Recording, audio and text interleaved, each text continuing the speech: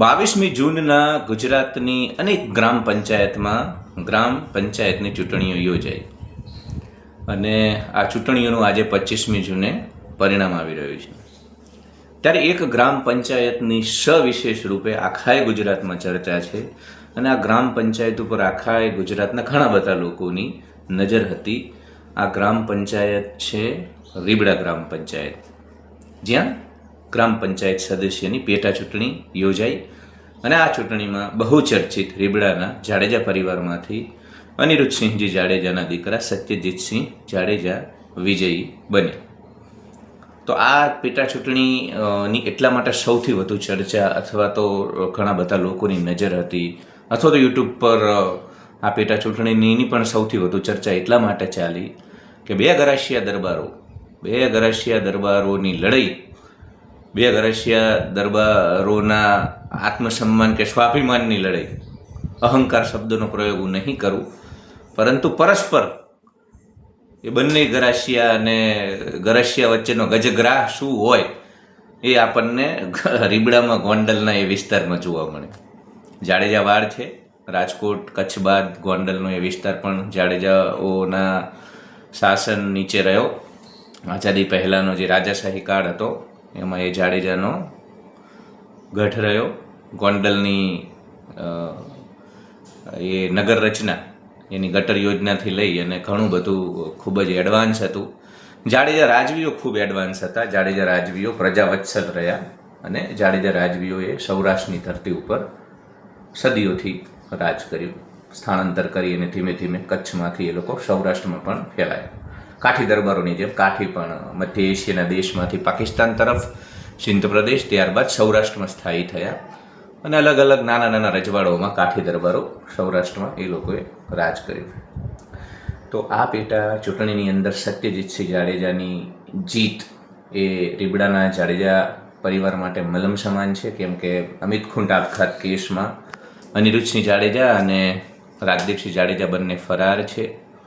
એક તરફ અમિત ખૂંટ આપઘાત કેસમાં જે પીડિતા છે, જેને અમિત ખૂંટ ઉપર દુષ્કર્મના આરોપ લગાવ્યા હતા, એ પણ વારંવાર નિવેદન બદલી રહી છે અને જયરાજસિંહ ઉપર એને આક્ષેપો લગાવ્યા છે.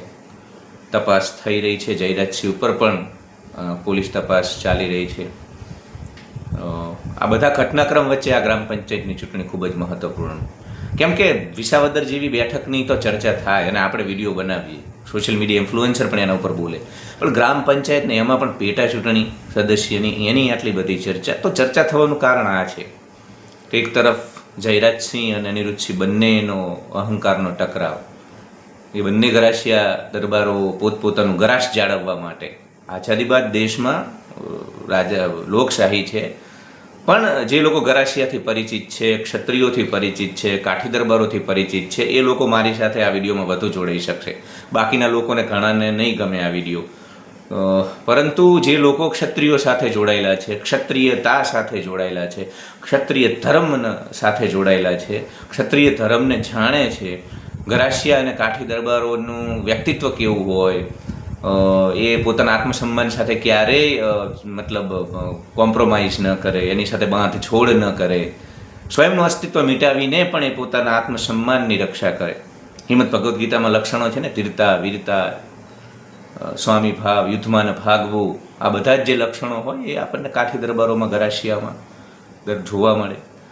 એટલે આ બેઠકની અને આ પેટા ચૂંટણીના પરિણામોની આજે સૌથી વધુ ચર્ચા સત્યજીતસિંહ જાડેજાની જીતની ચર્ચા એટલા માટે આખા ગુજરાતમાં છે કેમ કે બંને જાડેજા,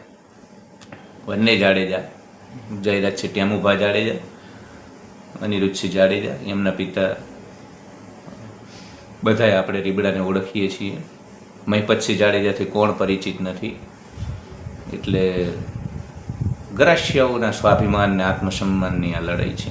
ભલે લોકો એને ગમે તે રીતે જોવે મિત્રો, કે ભાઈ ગોંડલ ને ત્યાં બીજા ઘણા બધા કેરેક્ટર, બન્ની ગજીરા, જિગીશા પટેલ, નિખિલ દોંગા, અલ્પેશ કથિરિયા ને અલ્પેશ ઢોલરિયા, બધી ચર્ચાઓ સાચી, પણ અલ્ટિમેટલી જો મારી વાત કોઈ માને ને અને મારી વાત સાથે કોઈ સહમત થાય તો આ બે ગરાસિયા દરબારોની જ લડાઈ છે. એ બંને પોતપોતાના ગરાસને પોતપોતાના ગરાસને જાળવવા માટે અને પોતપોતાના સ્વાભિમાન, આત્મસન્માન ને દબદબા અને દબંગાઈને જાળવવા માટે આ વર્ચસ્વની લડાઈ છે. ગોંડલની અંદર જેટલા પણ રાજકીય સમીકરણો છેલ્લા 5 વર્ષ દરમિયાન બની રહ્યા છે, કોઈ સાચું નહીં કે બધા કુરડીમાં ગોળ ભાગે છે, પણ એ માત્ર ને માત્ર અનિરુદ્ધસિંહ જાડેજા એટલે મહિપતસિંહ જાડેજા પરિવાર અને જયરાજ ચિટિયામુભા જાડેજા પરિવાર વચ્ચેની વર્ચસ્વની લડાઈ છે, બીજું કશું જ નહીં. આ બંનેના વર્ચસ્વની આ લડાઈ છે. અને વર્ચસ્વની લડાઈની ભીતર સત્યજીતસિંહ જાડેજાની જે જીત છે એ મહિપતસિંહ જાડેજા માટે ભલે નાની જીત, પણ જે પ્રકારના સમીકરણો અને સંજોગોમાં એ પરિવાર ઘેરાયેલો છે, જે પરિસ્થિતિઓનો સામનો કરી રહ્યો છે, એમાં એમના માટે નિશ્ચિત મલમરૂપ છે. બંને ગરાસિયા દરબારોને આપણે ગુજરાતની જનતા વતી અપીલ કરીએ કે તમે બંને પોતાના સાચા ક્ષત્રિય ધર્મનું વહન કરો.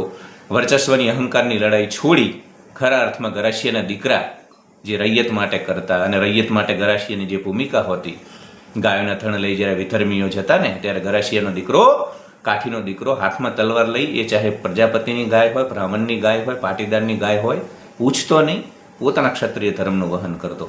એટલે ક્ષત્રિયો જે રક્ષક બનીને હંમેશા રહ્યા છે, ને એટલે જ ક્ષત્રિયો માટે લોકોને અહોભાવ છે, પ્રેમ છે. લોકો રાજસ્થાનમાં ક્ષત્રિયોના બંના કહે છે, મોટા ભાઈ. એટલા પ્રેમ બરકરાર રહે એટલા માટે આપણે બંને ગરાસિયા ક્ષત્રિય દરબારોને વિનંતી કરીશું આ વિડીયોના માધ્યમથી કે તમારી વર્ચસ્વની લડાઈ એ બે પાડાની લડાઈમાં વાળનો ખો નીકળે ને એમ ક્યાંય રૈયતનો ખો ન નીકળે, એ રીતે તમે બંને જણા પોતાના સાચા ક્ષત્રિય ધર્મનું વહન કરો, વ્યક્તિગત અહંકારને ઓગાળી દો અને પ્રજાવત્સલ બનો. ધન્યવાદ.